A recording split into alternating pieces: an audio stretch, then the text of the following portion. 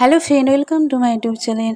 আজকে তোমাদের বলবো অনেক দামি একটি নাইট ক্রিমের কথা, যেটা তোমরা বাড়িতে বানিয়ে ইউজ করতে পারবে।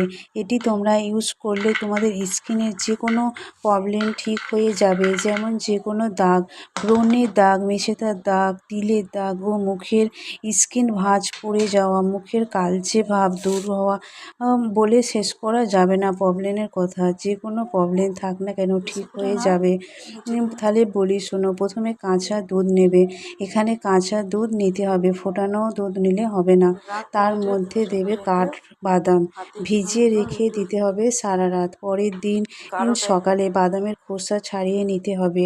দুধ ও বাদাম একসাথে ব্লেন্ডারে পেস্ট বানিয়ে নেবে। এই পেস্ট প্রত্যেক দিন রাতে মুখ পরিষ্কার করে অ্যাপ্লাই করতে হবে।